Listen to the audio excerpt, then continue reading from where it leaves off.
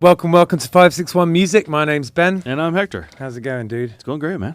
Cool. How's it going for you? Yeah, it's all right. I'm good. I've been talking to my mum and dad. Have been on their. They have a sailing boat. That's kind of the thing they do in their retirement, and they just come back from the Scilly Isles, which is kind of like Silly, like S. I know, yeah.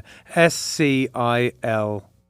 Okay. I think. Okay. Maybe there's only one L. I'm not sure. But yeah, basically they're islands off the coast of Cornwall, so sort of south for the southernmost point of the UK kind of thing. And it's really beautiful out there. They used to be completely populated by pirates because they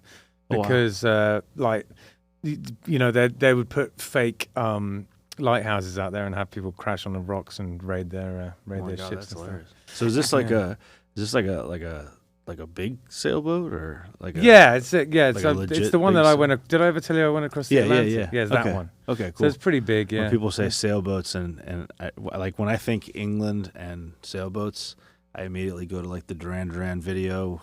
Rio, I think it was, or something, when he's on the boat. Oh yeah, he's on a sailboat, and it's like this big monster sailboat, and he's riding the mast or whatever the pole thing is on the front. He's like riding it and having it, I don't know. Thing. Yeah, I got it's just it's crazy. It's not that big. It's like I guess that it could sleep about 4 or something. It's like about 60 foot, something like that. My wife's like an absolute huge Duran Duran fan, which is why my mind immediately goes to that video because she's talked about that video. No matter what it is, times. your mind immediately I've goes probably to heard Duran the story 9,000 times over the course of my marriage of how, did you know Simon Le Bon almost died because the boat turned over while they were filming the video? I'm like, yes, you've told me that story. That's great. Anyway, so they had a lovely time. And if anyone ever fancies doing something unusual, you should go and visit the Scilly Isles off the coast of Cornwall. The Scilly Isles. Anyway, we have Niko Kiriaziz on the show today. How's it going, dude? It's going good. Cool. Nice. Yeah. So I think this is the first time we've actually ever met in person, isn't it? It is. Yeah. It is. We've been doing the whole kind of social media kind of thing for a couple of years. And phone tag. Yeah, exactly. But finally managed to meet up and hang out, which is cool because, we know a bunch of the same people, all part of the same music scene here and everything. So it's nice to finally meet you. Likewise. Yeah, man. Thanks for coming on the show. Where do you live? I live in West Palm, Southern and Dixie. Okay, it wasn't too bad then. No. Yeah, like 20 minutes or so. Yeah, my parents live right down the road from here. Oh, cool. Oh, nice. Nice, dude. Yeah, all right. Well, are you born and bred Florida? Yep. Cool. Born in West Boca and lived in Boca and West Palm my whole life. Okay. Yeah. That's awesome. Yeah. How old are you now? 31. Just turned 31 last week. Cool. I took you for being younger, but take that as a compliment. Yeah. I don't know. I can't no one tell ever takes anymore. me for being younger, so take it as a compliment. I'm 40, and I don't know. I think everyone just looks younger to me now these days. I'm getting old. Anyway, so let's get started with these questions. Then we always kind of ask roughly the same questions. It's just some things that I'm interested in asking people who play music around here. And the first one is, why did you start playing music, and what was the kind of situation surrounding kind of your early musical years? Well, I was an early band geek, right? Coming from drums and just wanting to get into any kind of musical circle. And when I got into middle school and high school, I was always kind of like trying to get into the jazz band and the orchestra, and was going into 6th grade. I got given the choice of alto saxophone, and I took lessons all summer and got in there really like gung-ho about it. Yeah. Totally was like showing the smartest girl in class how to play the 3 notes and stuff. Like I was in there. So I was just always fascinated by music, and I wasn't shown orchestral music by my parents. My dad got me into like Kiss and Led Zeppelin and Jay Giles Band and stuff like that. Yeah. So I remember going to my buddy's house. He had a little keyboard after I heard Jay Giles Band, and the organ's just like holding like one chord, like, and I was like, dude, we gotta do this. Like that's the jam right there. Yeah, man. And I've always had that enthusiasm for getting after it. That's awesome. That's cool. How old were you when you started playing the sax? Yeah. That was 6th grade, so I don't know about I don't know. I'm bad at correlating age to grades, but Yeah. 6th grade is when I got into the. But I was a drummer before then. You're probably like 11 or so. Yeah, it's about sounds the age about right. I started playing sax. That's cool. So, do you play a lot of different instruments then? Yeah, cool. definitely. Yeah, me too. That's awesome. Yeah, I went from drums to guitar and bass and horns, and kind of there was a huge gap between them, which I've kind of closed the gap between them, and now if I work with a saxophone player, I can kind of communicate with them. Sure. Like I've learned the transposing and the notes that kind of correlate, so there's not a real disconnect between being able to communicate with them. Yeah. So that's kind of been a real learning experience, going from garage band to jazz band and vice versa. Yeah, absolutely. So, do you play a lot of jazz then? I play some jazz. I play mostly bass when I'm playing jazz. Right. And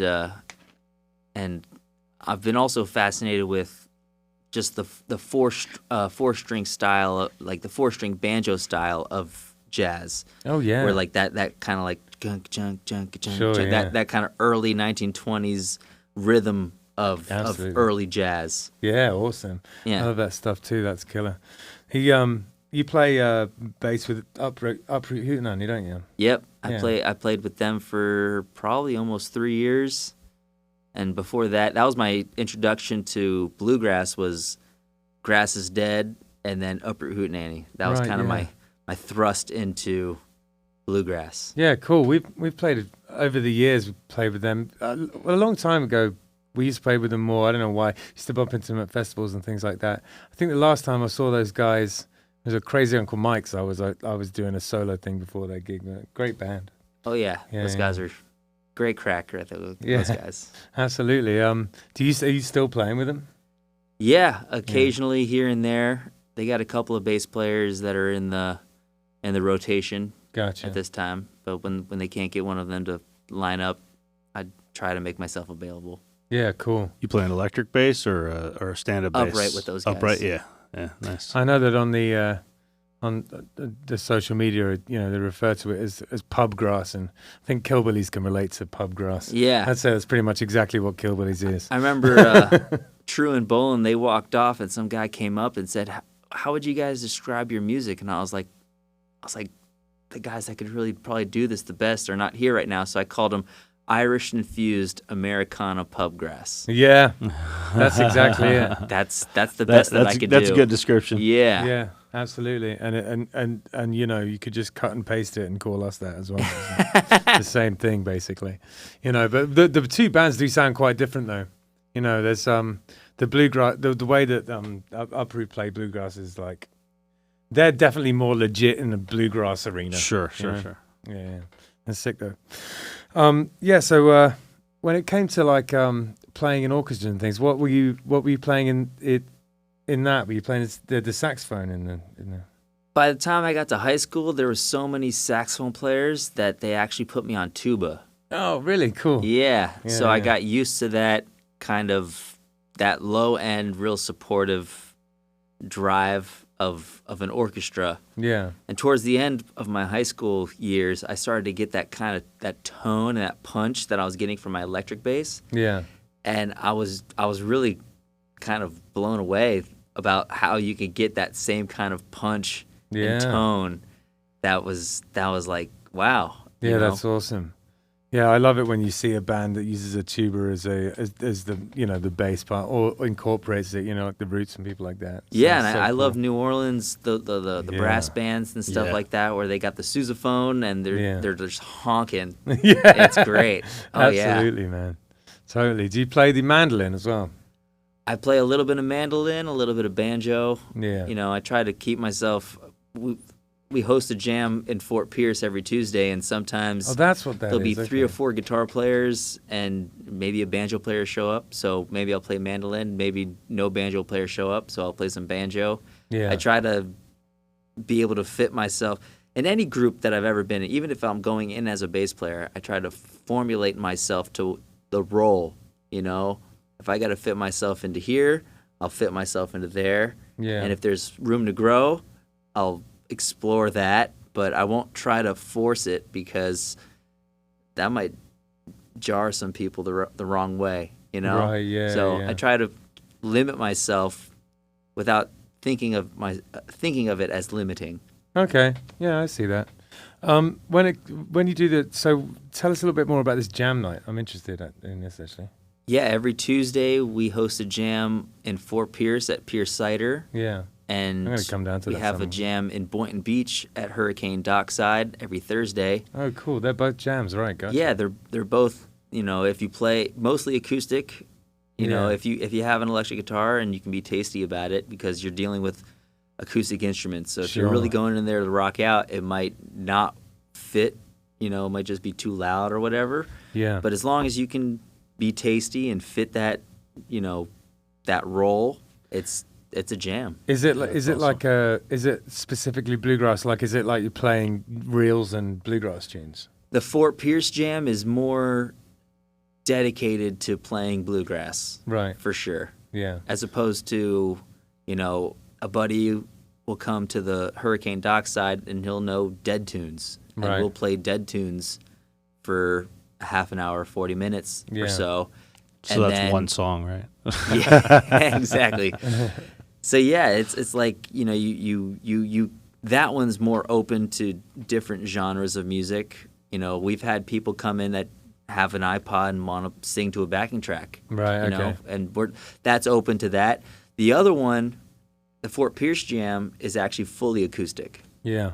So there's no plugging in, there's no PA to put an iPod or something. That's what I want to. I want to do that at Handlebars. I want to do a jam at Handlebars, a bluegrass jam. It's great because it's limiting in itself. Yeah. You know, it has a ceiling that is there by default. Yeah, absolutely. Yeah, and you know, authentic essentially as well. You know? Yeah, no, like what you can produce is what you're gonna give. You know. And then all of a sudden, all the instruments like the dobros and stuff can shine because that's what they're built for. Yeah, we had a great dobro player come out last night, Damon Wack, and he, as a collector of dobros, builds dobros, and hasn't come out since, you know, quarantine and all that stuff. Yeah. But he came out last night, and it was really like, you know, and it's a totally different because, you know, 90% of the people that show up are going to be guitar players. Yeah. A couple mandolin players, a couple banjo players, even less dobro players. So when you get those other instruments, it really brings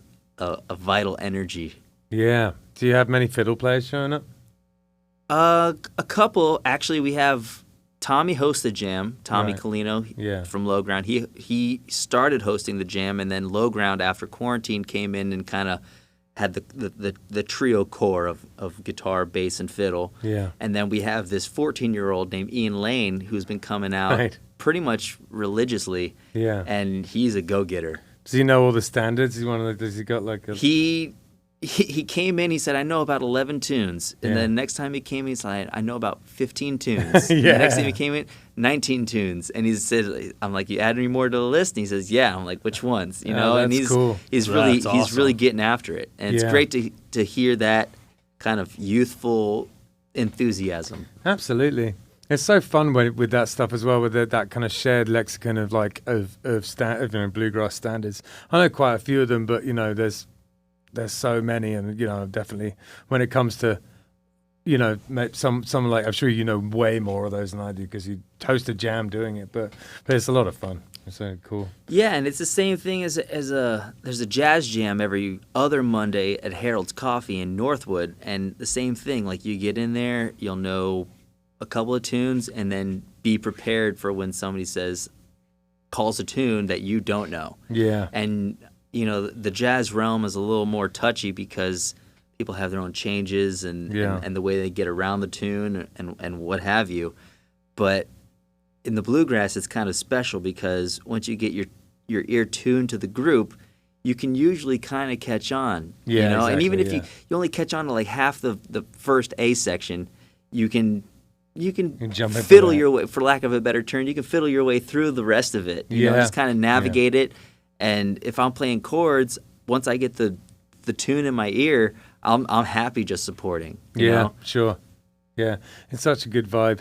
I teach just for sight reading and kind of just music comprehension and stuff like that. I teach kids quite a lot of bluegrass tunes when I'm teaching guitar and or if I'm teaching mandolin. And I always say to them, there's as many versions of this song as there are people who play it. You know what I mean? Absolutely. It's because of these, because of the way it's played, everyone learns it by ear and everyone slightly interprets it their own way and is encouraged to interpret it their own way, really. Definitely. So. Yeah, like Amanda's dad, I've been giving him lessons, and he'll come in having learned a tune off of YouTube. Yeah. And after we go over it and I'm showing him certain things, he'll show me the way that he's learned it, and I'll go, well, how did you do that? And kind of get that interpretation of it. And half of it is me wanting to know that they know it by having to show it to me. Sure. So it's affirmation through reaffirmation. You gotta go, this is how I do it. And then you put it down, and then you know it that much better yourself. Yeah, absolutely.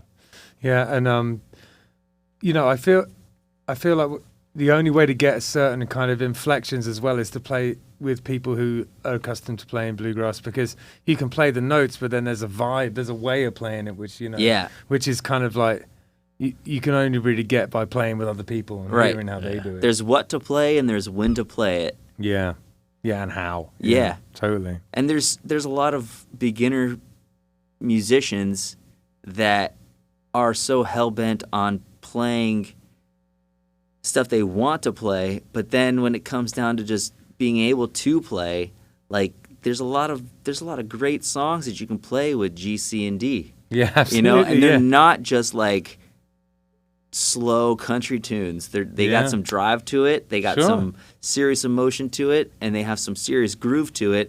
And there's a lot to be learned from them. Yeah, and a lot of fun to be had. So why not? No, I couldn't agree more. I'm going to come to one of your jams one of these days. Sounds like a lot of fun. Please do. Yeah, man. So, do you have when you're writing music? Do you have a writing process? What's your writing situation like? Do you write a lot? And also, if you do, what's your process? Well, like you said, there's so many songs, there's so many standards out there that I feel like I'm playing catch up, especially coming from a guitar standpoint, because I've been playing guitar a lot less than bass. Yeah. So I don't write a lot of songs coming from the bass perspective. Right. So when I'm playing bass, if I'm jamming with two people and they know the song, I can usually pretty much pick it up, right there and there. Sure. But if I'm playing the guitar, I feel responsible for having to catch on to that. So I've been really tuning my ear to the process of learning songs in real time. Right. So when it comes to writing songs, I haven't really been dedicating a lot of set time to that, unless I'll just play a riff and it'll go, oh wow, that sounds like nothing that I've really heard before. Yeah. And then I'll start to take that someplace. Okay. Even that tune Ruth's Real, I took probably 4 sections of different tunes, right, and put one in this key and one in this key, and I'll keep that there, and kind of took it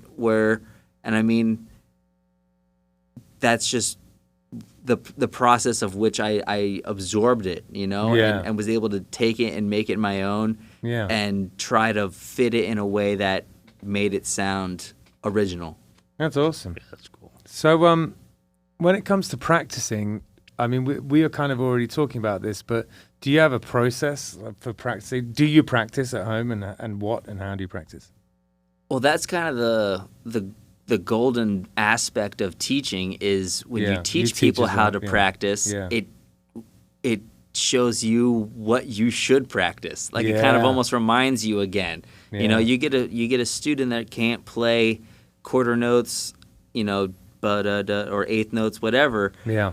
And you remember, it's almost like, you just get this nostalgia of that's what I should have been doing. Exactly. Yeah. The nostalgia with me and teaching is just crazy. Yeah. I remember all of the teachers I've had in the past, and I kind of feel like I'm part of this kind of line of people, you know. Yeah.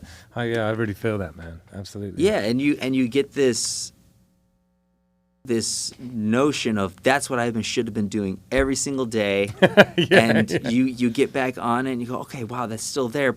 But then after 10 minutes of doing something that you know you're comfortable, you'll make a mistake and be like, wow, I need to go back and practice that. You know, just that little thing I was showing Mike, one of my students, this scale just in thirds, and I was like, well, you can go about it backwards, and trying to get it to kind of correlate into Whiskey Before Breakfast. Yeah. You know, there's a little line in there that kind of uses that same idea, and then I was trying to show it to him, and then extracting that from the song to the scale actually was like, wow, I actually don't know this as well as I thought I did. Yeah, totally. You know? Yeah.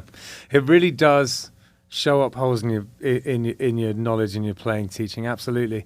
And being able to explain something is really the mark of knowing it. You know what I mean? Definitely. So yeah, I got a lot better at guitar when I started teaching guitar pretty quickly. Yeah. You know, just because I was forced to understand the things that I did understand, but there were some kind of shadowy areas around the edge, you know? Right. And I've definitely kind of cleaned that all up through teaching, really. Well, when I went back to Palm Beach State, I was almost 30, hanging out with kids that were almost 20. Right. Right? And they're really just coming from high school into college for the first time. Yeah.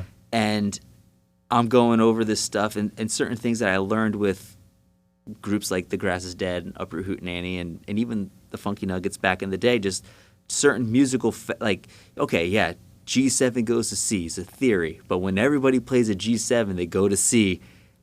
It's pretty much a musical fact in that room, you know? Yeah. So, certain things I would learn in real time, and then I would tell it to the guys 10 years younger than me, and then I would almost get frustrated with them in the practice room because they're not getting it. But man, I've been playing this stuff 4 nights a week for 3 years. I've had my time with it, you know? But then I wouldn't hang out with them for a week, and they'd go back and hang out with their friends. And they'd come back to me going well, I hung out with this guy and I had to explain him what a 1-6-2-5 was and what this note was going. And I was like, oh yeah, because last week you didn't really know that stuff, and because you had to go and teach it to somebody else, it drove it home, you know. And now you know it's a fact because you kind of knew, but now you had to make sure that you could explain it. And so now it just drives it home. Jazz or music or just a little bit of everything, man. Right. Jazz goes through so many keys. Sure. And I learned more about jazz by listening to the Grateful Dead and certain just jam bands that would just hang on 2 chords and I could get the sound of it in my ear. Yeah. But the going from different keys and stuff, that's a constant learning process for me. For sure. Me too. Yeah. It's a different world. And I feel like there's times when I'm better at it and times when I'm not. It just seems to ebb and flow. Depending on how much brain space I'm giving it, I guess. Right. Yeah. No, that's it. The attention and the focus in the time is that's what separates the then from the now kind of thing. Yeah, absolutely. So can you tell us a little bit about your band Low Ground Trio? How did it all come together and what's it all about? What kind of music do you play and stuff? For the listener who knows nothing about you. Well, Low Ground started from a very steady, slow building process. So me and Amanda got this gig at the Hurricane Dockside on Thursdays. Yeah. And I know John, the guy who owns the place, and he's like, I want you to come play music, and you can bring whoever you want. And I was like, well, it's kind of touchy because I could get people to come, but we're kind of quarantining right now, and it's, you can't really be within 6 feet of people, so and I was down to play bass with this guy Victor, who's since passed away, but he was sick, and I was like, I can't really get him to come and pick, and I got to be 6 feet away from him because that would be a cool thing to do. So I was like, well, Amanda can play bass, I can play guitar, so we'll come and just do that. And then we went. Then the Fort Pierce Jam, the Tuesday night jam, sprouted. And me and Amanda were going up there, and Tommy was like, well, this is kind of cool, you know? So the trio kind of started from that coming together after quarantine and everything from that, the kind of separation that happened. We came together and we're like, well, let's just go ahead and do this. Yeah, because we don't have a following, but we can certainly entertain. If there's 5 people there, we can entertain them. Yeah. That's not a problem. Because I noticed you kind of bubbling up around, you know, from sort of, you know, a couple of months into quarantine. I was like, oh, what's this? Kind of keeping an eye on it just because, you know, I play kind of rootsy Americana music myself. And so I was like, yeah, we're on the same radar. There's another, you know, there's another band in town. We'll see what this is all about. So, and, you know, it just seems like it's going really well, and you can never have too much bluegrass in this area, I think. Yeah, and like you said, like everybody does everything so differently. You know, I would have no problem putting low ground, like Killbillies, Upper Hootenanny, on the same bill, because even if we did by chance do the same song, it's going to be done differently. Yeah, you know, exactly. And actually that's what opens up an avenue where, you know, we'll jump up there, you know, or you know, vice versa. Like that's what opens up those kind of spontaneous. That's why also like the jam band scene, also with the bluegrass scene, they're not as separate as certain people within those scenes might think. Yeah, because it actually is very spontaneous and has those opportunities for people to really come together and get into some new things together. Yeah, man. So there's that festival that I've been keeping an eye on, and we didn't get to do the one in the fall, but I think I might have wheedled us in for the one in the next spring. But you're playing that Farm to Grass, right? Oh yeah, Farm to Grass. Yeah, yep. You did the last one as well, didn't you? Yeah. Yeah, it looks really cool, man. So that property is actually where me and Amanda originally met Tommy. Was there because that's our buddy Mike's place and Joe, and that's. Like they have Thanksgiving campouts, New Year's campouts, and stuff like that. Yeah. So we just show up there. And back then I was busy the whole weekend, so we'd show up late Sunday night and just kind of like, when everything's kind of dying down, we just get in there, pot of coffee, and pick till the sun comes up. That's awesome. You know? That sounds so cool. And now it's exploding to this whole thing where it's, you know, I know it's not going anywhere because it's really as awesome. I've been to festivals, and it's as awesome as it can be times 10. Yeah, that's cool.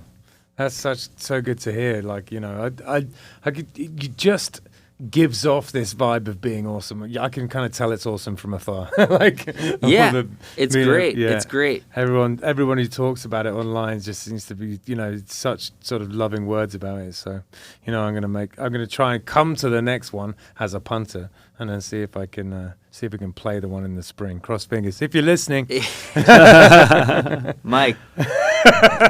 You heard him. He knows. I was kind of spamming him a little bit a few months ago. And he comes down. He comes down to the jam at the Hurricane and Fort. He was there last night at Fort Pierce. Cool. He came. My birthday was last week. He came down. That's cool. And it's a great community. Yeah, I feel like Killbillies needs to. We need to come and hang out with all the other people playing bluegrass once in a while. You know. Please do. Yeah. So, do you have any? You're quite a new thing, really. But do you have any kind of plans for the future? You got any touring plans or recording plans? Or we're in the process of getting some.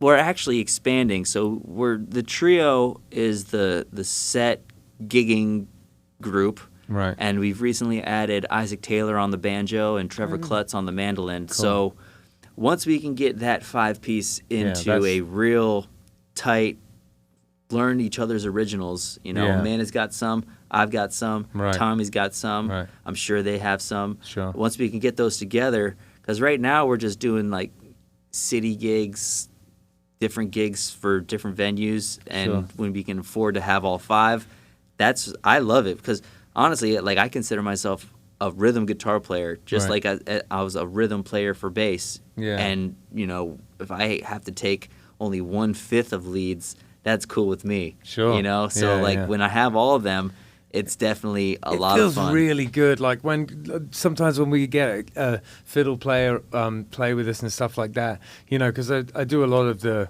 kind of, you know, noodling, for want of a better word, in the band, and it's nice to have some of the load taker. It's great when you can share it around like that. Yeah. So much fun. Yeah, and that's kind of the whole kind of concept of bluegrass is you take your piece and it goes around and you know, somebody sings one and then it keeps going. You know? Absolutely. Yeah. And it gets less monotonous because you can have 5 guitar players in a band, but that's different than when you have mandolin, banjo, fiddle, guitar, and then a bass take one. Like it gets really exciting. Yeah, it fills it out nicely. You know? Yeah, different points of view within the musical spectrum. Absolutely, yeah.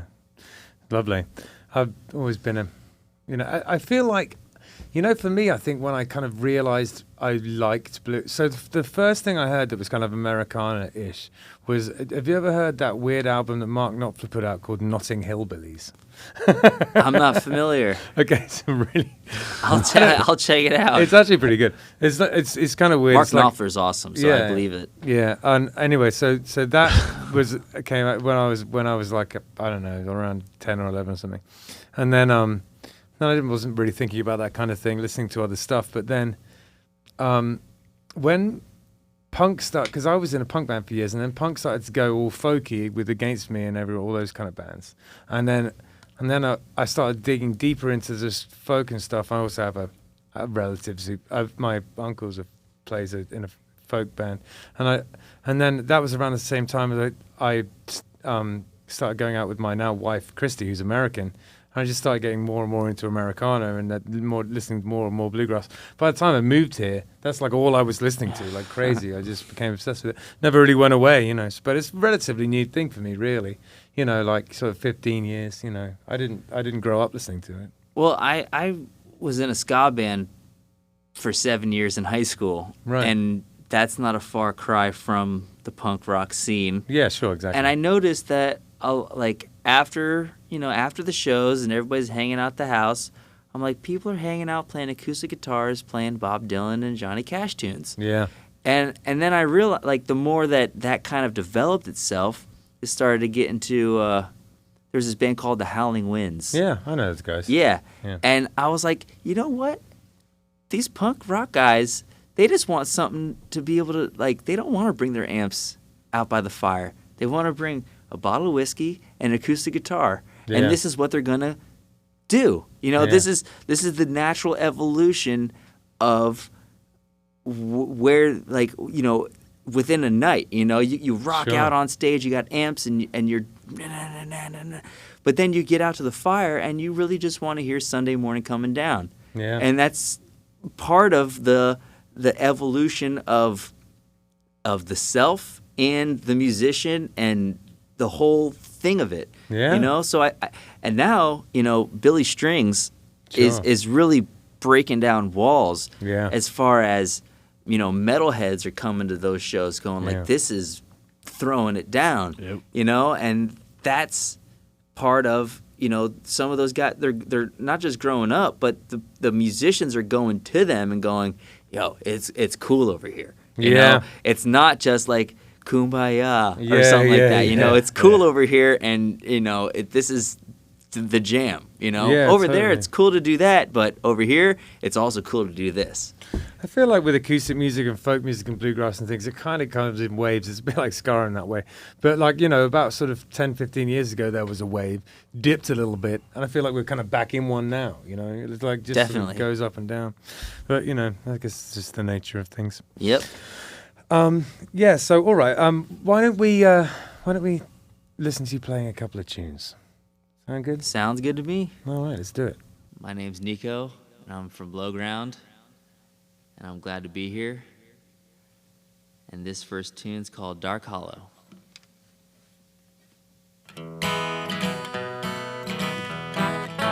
I'd rather be in some dark hollow where the sun don't ever shine than to be home alone knowing that you're gone would cause me to lose my mind. So blow your whistle, freight train, take me farther on down the track. Well, I'm going away, I'm leaving today. I'm going, but I ain't coming back.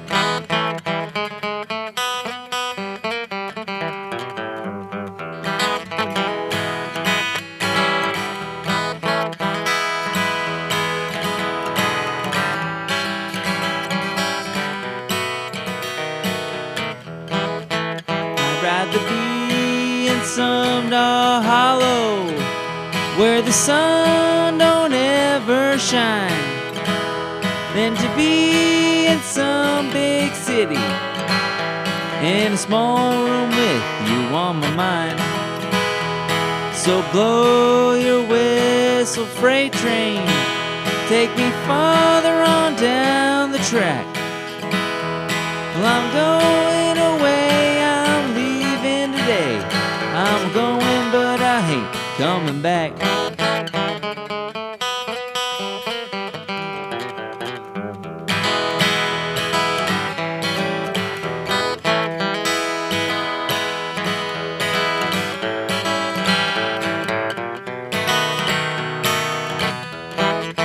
I'd rather be in some dark hollow where the sun don't ever shine than to be home alone knowing that you're gone would cause me to lose my mind.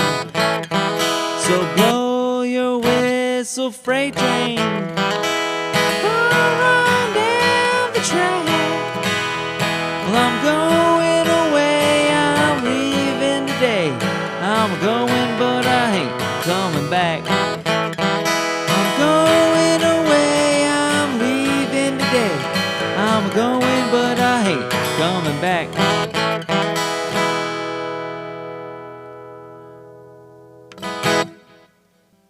All right, well, this one's called Compadres of the Old Sierra Madre.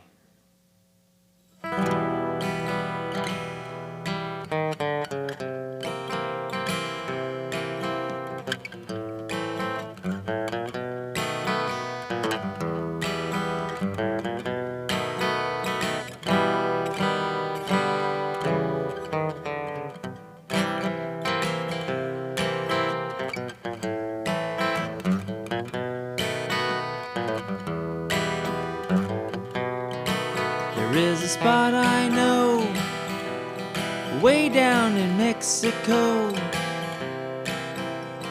high in the old Sierra Madre, where many outlaw band way across the Rio Grande has found a home, a haven, a hideaway. Danger finds with those who stray along this secret hideaway, where death is sure to welcome anyone within the law. So if a man must run from any lawman's gun, he'll find compadres in the old Sierra Madres. Deep in the dark of night, beside the campfire's light, they weave the tales of the life of the bandit, of jewels rare and old, of coaches filled with gold, and hold-ups pulled off just like they planned it. Well, danger lies with those who stray along the secret hideaway, where death is sure to welcome anyone within the law. So if a man must run from any lawman's gun, he'll find compadres in the old Sierra Madres.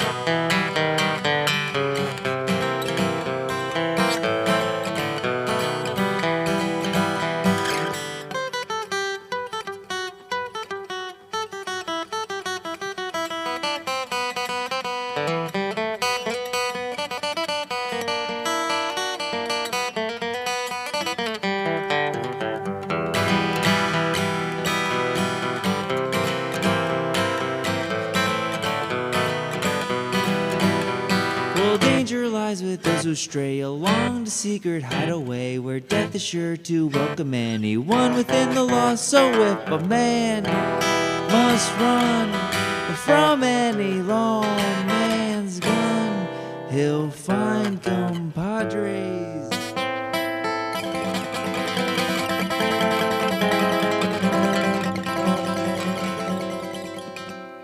In the old Sierra Madre, he's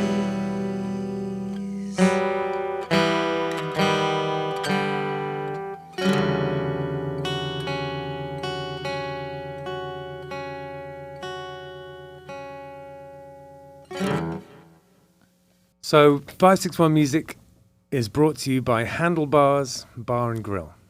It's a biker bar in Tequesta, and it's a lot of fun over there. There's got great beers on tap. We've got really awesome food. Burnsy, the chef, does wonders with that little kitchen. You should go check it out. And it used to be called Judy's. It was a local spot that has been there for years and years and years. Decades and decades. It's been a biker bar for a really long time. And it was just starting to get a little bit sort of worn down. And so my father-in-law took the reins, and he's cleaned it up, and with my help and the help of a bunch of other people, has got the place going again. We got cold beer and proper AC, and the place is clean and nice, and it's actually like a real functioning bar now. All the essentials of Florida. Cold beer and AC. Yeah, and you got live music there now. Yeah, live music now too. Yeah, so we got live music. There's a bike night every second Thursday. That goes from 6 to 9. There's music every Sunday from 4 to 7, and we have music on Saturday nights from 6 to 9 as well. And it's a good laugh. You should come check it out. If you've never been there, there's loads of very interesting characters you'll find in there that you definitely won't find anywhere else. It's certainly a unique destination bar, so come and check it out. Absolutely, man. Yeah. So you had a few quite interesting pedal choices there, and I know that Justin's got them queued up. I wonder if you could bring up that first one. Can you tell us a little bit about this thing? That thing I just got from John Stickley, and he's an amazing guitar player, lives in Asheville. And what is it for the people listening? Dual channel preamp. So channel 1 I'll run an SM57 into, so I can get that dynamic of leaning into it. Yeah. And then channel 2 I'll run my mic pickup, the K&K that I got out of my guitar, and the knob all the way to the right is a mix knob, so you can actually blend them, and each channel has its own EQ, and it's an amazing pedal, and it really makes, actually right after I got that thing, I played a gig with Upright Hootenanny, and my upright bass pickup died, and I had to use a fiddle pickup on my bass, and I plugged it into that thing, and the first set was like clink, clink, clink, and then I plugged into that, and it was just this big full sound. I was like, wow, this thing really saved me on this thing. Oh, that's cool. That's amazing. It's a great piece of equipment. I love what you're doing with the guitar. Is that so that you can really kind of preserve the tone of the guitar? Yeah, definitely. Yeah. I feel like just the pickup really squashes the sound and the projection of the guitar. Yeah. That K&K has that little condenser mic inside the guitar. Yeah. Which preserves a lot of the tone, but then you don't get that dynamic unless you have a boost pedal or something to. So, and I don't care to use all that, even though that thing has it on there. I'd rather be able to, because my rhythm is strong. So when I back off of it, I don't really. Plus, when you're playing bluegrass, that's a grounding music, And when you lift your foot up, that could throw you off. And when you're playing with a banjo that's really driving, like Isaac. Yeah. Like, if you miss one little, it's totally gone. I'd rather just be able to back up and keep that train running, you know? Sure. Yeah. That's really interesting, actually. Yeah. I think that I've went a completely different route with it. But at times there have been, I've certainly sort of looked into that approach, like using the mic for the solos and stuff. It's really cool. It's touchy when it comes to monitors. It's very touchy, and you can get into a lot of gray area and feedback and stuff. But once you dial it in, it's really special. Yeah, and it's that's if you're playing bluegrass, you're doing it the right way. I applaud it. So what else have we got there, Justin? You got any other? What's this guy all about? That's pretty. That Caverns reverb and delay. That thing is just a very versatile pedal. Right. So if I want a little bit of reverb, which if I'm using my amp, my quilter with my guitar, I'll have a little bit of reverb and I'll keep that thing real wet. But if I'm just using that, I'll keep the reverb pretty dry. Yeah. And then just the delay for just little, very subtle, different moments. Like if I'm doing a chromatic line, I'll hit the delay so it gets like washy. Yeah. And then the cool thing about this pedal is that when you open up the back, there's a slide where you can have the delay either cut the note when you click it off or it bleeds. Yeah. So like I have it off right now, so when I click the delay off, that last note that I hit before I clicked it off will still go delay, which is cool. Awesome. I feel like that is it preserves the ambiance. Yeah, like makes it sound more organic. Yeah, for sure. The way I have mine set up means it can't do that, which really pisses me off. It's so cool because you can hit it off and keep it going, and you'll hear that little trail past where you clicked it, and then it just knows. I'm not a tech guy, but it just knows that that's where you stopped it, and the little trail will trail off, and then you're done with the delay. Yeah. And my DD6, I had a Boss DD6, and that could do it. I used to love that about it. Yeah, it's so cool. It's it's badass. So I think we've got one other picture of your gear there. This thing, is this the thing that you use to split the signal? Yep. Yeah. So cool. That's as you can see there, it's a mic and a pickup input. Right. So there's the condenser mic in the guitar and a 3-sticker transducer under, in the guitar. Right. And that blends the two, and those two knobs are volumes for both of them. Yeah. And I mean, I'll swear by this thing, because even if I use it with my amp in a live band setting, that condenser is on a very flexible arm. Right. So if I need a sound hole blocker, I just put that in there and bend it in towards the guitar, turn the mic pickup off, and I'm just using the pickup. And at that point, I mean, you're dealing with so much volume that I'm not really being a tone. I mean, I love, exactly. It's not a terrible sounding tone. It's a good sounding tone. Yeah. But you're not getting that warmth of the microphone. Yeah. But that outweighs the fact that you're just going to be dealing with so much feedback. Yeah, my friend Zach would. This is how he always wanted me to have my setup, with a Martin and a situation like this with the mic bleeding. I'm going to have him listen to this so he can gloat over it. I highly recommend it. And in a live setting, it's in a low volume live setting. When you got amps and drums and stuff, it's a little different ball game. But when you're playing with so that pickup, that K&K, I actually messaged Jake Workman, who is Ricky Skaggs' guitar player. Yeah. And he won the IBMA Guitar Player of the Year last year. Yeah. And I messaged him. I saw that little pencil condenser in his guitar, and I was like, dude, what are you using? Because I know Fishman makes another one, but they have an onboard preamp. Right. And it really kills the acoustic presence of the guitar. And even with that, you can get the onboard preamp version, but that little, I call it my jetpack. That thing just goes right on my belt, and I mean, that guitar sounds exactly the same, plugged in, acoustic. There's no loss of sound and volume and push. Super cool, man. Super cool. It's the first person who's come on who's had a setup that legit, man. I'm very jealous.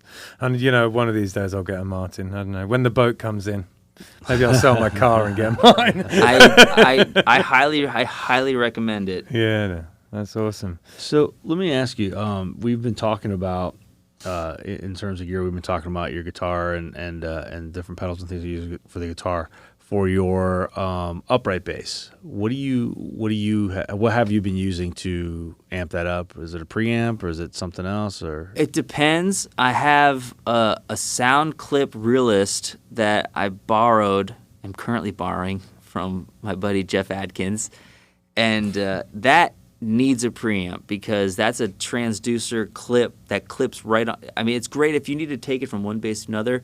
That's a great way. Right. Yeah. Then I have this. I forget what even kind of realist it is because I ordered one off of Reverb and they sent me another one. And I was like, I'll try it.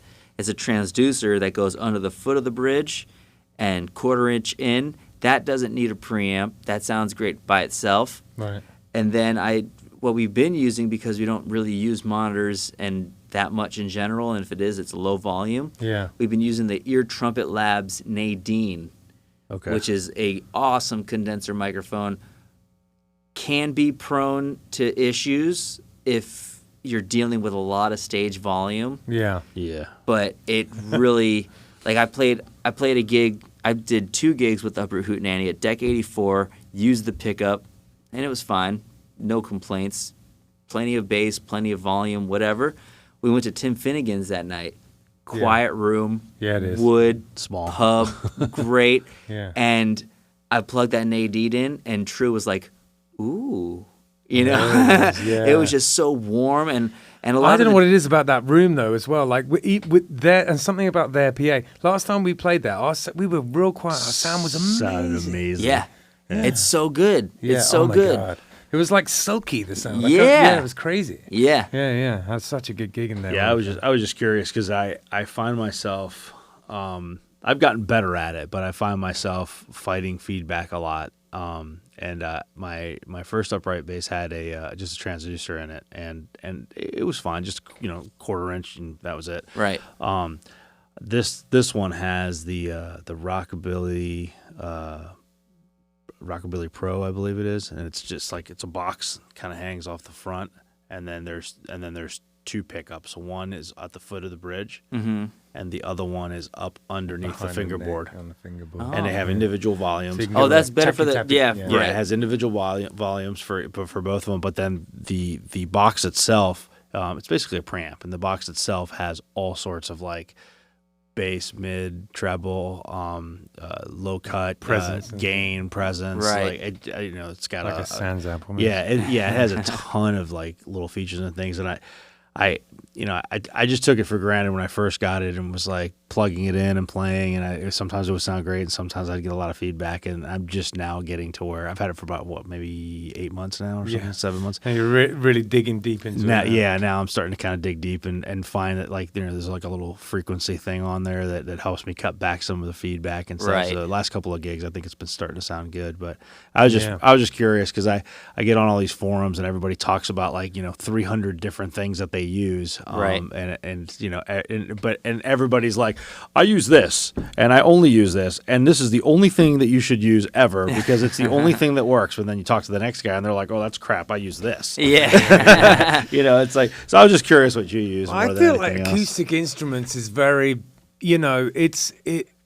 it's just a sort of mysterious world. There's so much that can go wrong amplifying acoustic instruments. So I guess everyone just has their method. Whenever they find something that works, they stick to it. Right. There's an irony in that it's the acoustic instruments there's a simplicity to them, but there's so much that can go wrong. Right. There's a lot of variables. Yeah. That's another good thing about that Felix. And that's the dual channel. So if like you had a pickup on your bass and you wanted to use a microphone, that'd be a good way to do it. Mm-hmm. But they also have the Alex, which I believe is the single channel.